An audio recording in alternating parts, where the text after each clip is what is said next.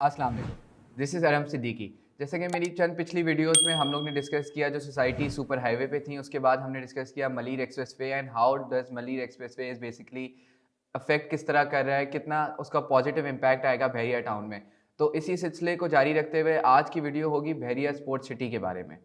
बहरिया का sports city basically it speaks loud for itself. Sports city का मतलब है anything that is linked with sports. तो इसका मेनली नाम बहरिया स्पोर्ट्स सिटी इसलिए रखा गया बिकॉज यहाँ रफ़ी क्रिकेट स्टेडियम बनने जा रहा है इंशाल्लाह अगले 1 से 1.5 साल में इसकी पोजीशन अनाउंस हो जाएगी। पोजीशन तो बेसिकली इसकी अनाउंस नहीं होनी, लेकिन 1 से 1.5 साल बाद इट वुड बी रेडी कि इसमें इंटरनेशनल मैचेस होस्ट किए जाएंगे।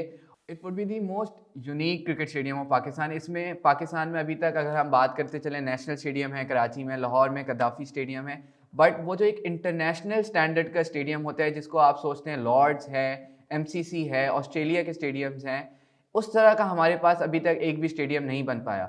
सो बहरिया टाउन ने ये इनिशिएटिव लिया और रफ़ी क्रिकेट स्टेडियम के नाम से बहरिया स्पोर्ट्स सिटी में इसको लॉन्च करने जा रहे हैं। 1 से 1.5 साल में ये इसमें हम देखेंगे पीएसएल के मैचेस भी हो रहे होंगे इंशाल्लाह। इंटरनेशनल टीम जैसे अभी ऑस्ट्रेलिया आ रही है पाकिस्तान, इंटरनेशनल टीम जब विजिट करेंगी तो Bahria would basically get the honour of hosting these matches. तो बहरिया स्पोर्ट्स सिटी जो है वो मेन गेट से 15 से 16 किलोमीटर के फासले पे है और ये मेन जिना एवेन्यू ही है जो इसको कनेक्ट करती है from main gate to Bahria sports city. तो बहरिया स्पोर्ट्स सिटी जो है बेसिकली वो मेन गेट से 16 किलोमीटर की ड्राइव पे है और मेन जिना एवेन्यू जो है ये इसको शुरू से मेन गेट से यहाँ तक स्पोर्ट्स सिटी को कनेक्ट करता है। इसमें प्रीसेंट 35 से प्रीसेंट 45 तक डिफरेंट प्रीसेंट्स हैं और हर प्रीसेंट में डिफरेंट प्लॉट की कैटेगरीज हैं।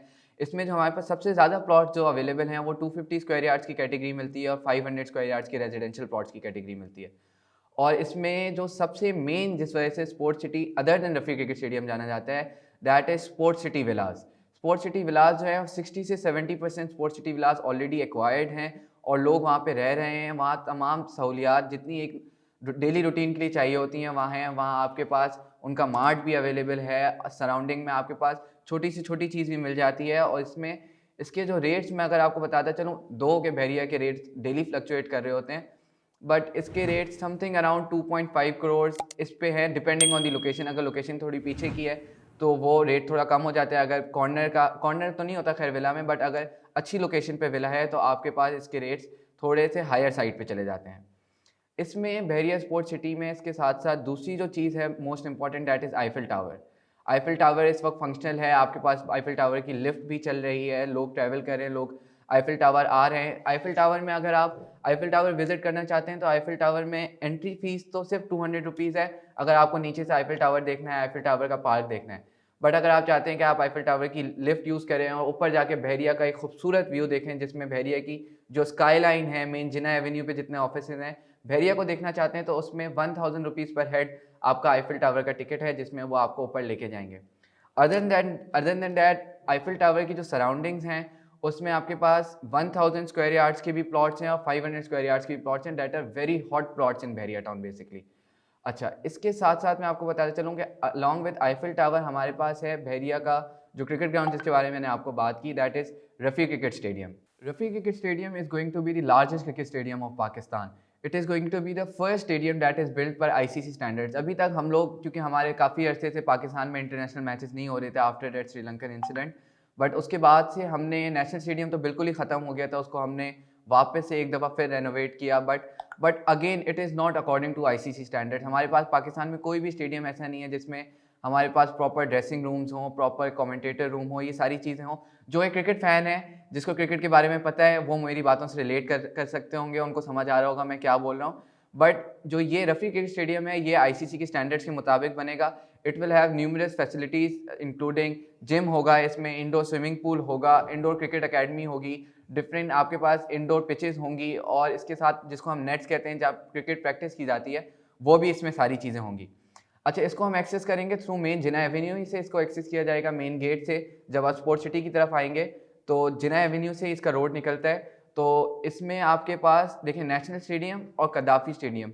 अगर मैं बात करूं इसकी सिटिंग कैपेसिटी की तो नेशनल स्टेडियम और कद्दाफ़ी स्टेडियम दोनों की अगर सिटिंग कैपेसिटी मिला के भी हम बात करते हैं तो दोनों की मिला के भी 50,000 ज़्यादा शायकीन इसमें आ सकते हैं।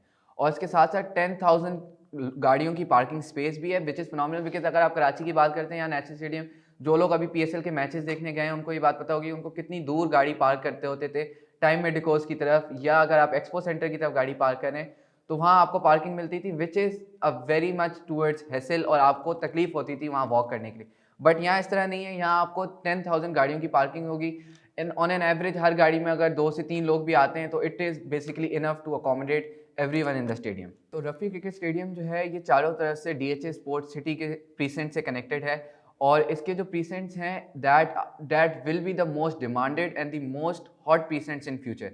बिकॉज आप अभी अगर नेशनल स्टेडियम कराची की बात करते हैं, देखिए हम बहरिया टाउन कराची की बात कर रहे हैं तो मैं नेशनल स्टेडियम कराची से ही रिलेट करूंगा उसको, because that is the only stadium है। तो अगर हम उससे इसको करते हैं तो उसके अकब में या उसकी सराउंडिंग्स में जितनी भी रेजिडेंशियल या कमर्शियल हमारे पास प्रॉपर्टी है सब इस वक्त करोड़ों में है, बल्कि इससे ज़्यादा ही हैं, और सब इसमें बहुत हॉट प्रॉपर्टीज़ हैं। अगर आप बिल्कुल नेशनल स्टेडियम के पीछे देखते हैं तो जनरल सोसाइटी है which is the most expensive society in Karachi, और जहाँ हम कहें कि इलीट क्लास लोग जिनको हम कहते हैं, तो वो इतनी एक्सपेंसिव है कि इस क्लास के ही लोग उसको अफोर्ड कर सकते हैं। तो it is all because of national stadium and its surroundings. इसी तरह once the stadium is completely developed and ready to host their matches, ये जो हमारे जो सराउंडिंग पीसेंट्स हैं इनकी वैल्यू में हम देखेंगे कि एक बूम आएगा, क्योंकि ये वो पीसेंट्स होंगे जहाँ लोग बाहर से आ रहे होंगे, इंटरनेशनली भी लोग टू।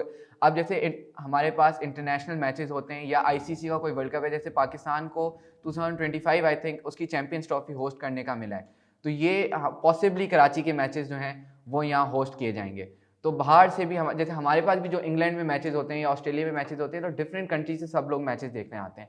तो यहाँ भी इसी तरीके से जब बाहर से हमारे पास हमारे अपने ओवरसीज़ क्लाइंट्स या ओवरसीज़ जो बहरिया को देखते हैं या इंटरनेशनल जो दूसरे कंट्रीज़ के लोग हैं वो आएंगे, तो that will leave a very positive impact and a very positive image of Pakistan. Because Bahria वो है जिसको हम कहते हैं, जैसे कराची में अगर आपको दुबई जाना है तो आप बहरिया टाउन चले जाएँ, तो डैट विल बेसिकली लीव कि वाकई यार पाकिस्तान एक अच्छी जगह है, पाकिस्तान में कुशादा सड़कें हैं, प्रॉपर प्लांटिंग हुई हुई है, जो कराची का एक जो इमेज जो बना हुआ है वो इसको काफ़ी हद तक चेंज कर देगा। तो जैसे मैंने आपको बताया है कि स्टेडियम के बनने के बाद और कंप्लीशन के बाद इसकी प्रॉपर्टी की प्राइसेस में एक बूम आएगा। देखें, एक होता है नेचुरल बूम आता है, एक आता है कि मॉनेटरी वैल्यू प्रॉपर्टी की बढ़ गई है, बट एक होता है कि लोगों को चीज़ अपील करती है। ये स्टेडियम बनने के बाद वो जगह इस तरह हो जाएगी कि वो लोगों को अपील करेगी, लोग खुद चाहेंगे कि वो स्टेडियम के करीब इस जगह पे आके रहें।